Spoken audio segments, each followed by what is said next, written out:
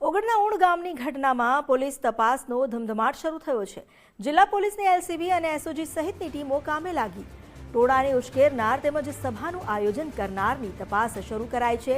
ઘટનામાં સંડોવાયેલા લોકો સામે કડક કાર્યવાહીની પણ તૈયારીઓ કરવામાં આવી છે। આજે બપોર બાદ નામજોગ ફરિયાદ નોંધાઈ શકે છે। ચૌધરી સમાજના કેટલાક આગેવાનોના નામ ફરિયાદમાં ઉમેરાઈ શકે છે। જિલ્લામાં કાયદો અને વ્યવસ્થા જાળવવા પોલીસ સજ્જ છે।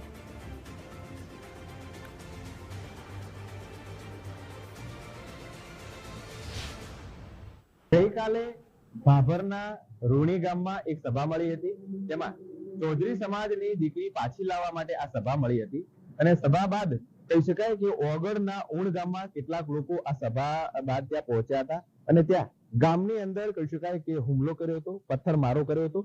ત્યારબાદ થરા પોલીસને જાણ થતા થરા પોલીસ તાત્કાલિક ઘટના સ્થળે દોડી આવી હતી અને મામલો જો કે શાંત પાડ્યો હતો। ત્યારબાદ પણ પોલીસ જે સમજાવટ કરી રહી હતી ને પોલીસને સમજવા જે લોકો હતા તે તૈયાર ન હતા।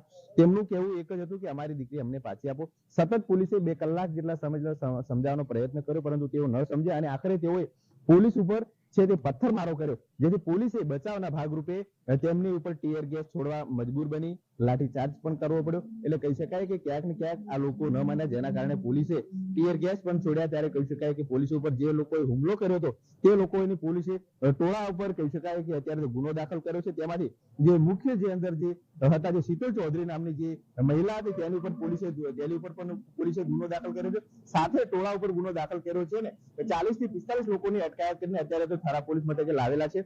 અત્યારે તો પોલીસ એ તપાસ કરી રહી છે કે આમાં જે આયોજક કોણ હતું, કેટલા લોકો હતા, કોણે પથ્થરમારો કર્યો, તે દિશામાં અત્યારે પોલીસ તપાસ કરી રહી છે અને તમામ જે તપાસ બાદ જ જે કહી શકાય કે જે ગુનો દાખલ કર્યો છે, કેટલા લોકો પર ગુનો દાખલ કરવાનો છે તે તો તપાસ બાદ જ બહાર આવશે। કમલેશ નાભાણી, ગુજરાત ફર્સ્ટ, બનાસકાંઠા। હવે ફરિયાદ પણ નોંધાઈ શકે છે। ચૌધરી સમાજના આગેવાનોના નામ પણ તેમાં ઉમેરાઈ શકે છે। જે બબાલ થઈ હતી, આખરે કોણ હતું જેણે ટોળાને ઉશ્કેર્યો, તેને લઈને પોલીસે તપાસનો ધમધમાટ તેજ કર્યો છે। ચૌધરી સમાજના આગેવાનોની સામે પણ ફરિયાદ થઈ શકે છે। જિલ્લામાં કાયદો અને વ્યવસ્થા જાળવી રાખવા માટે પોલીસે પ્રતિબદ્ધતા દાખવી છે।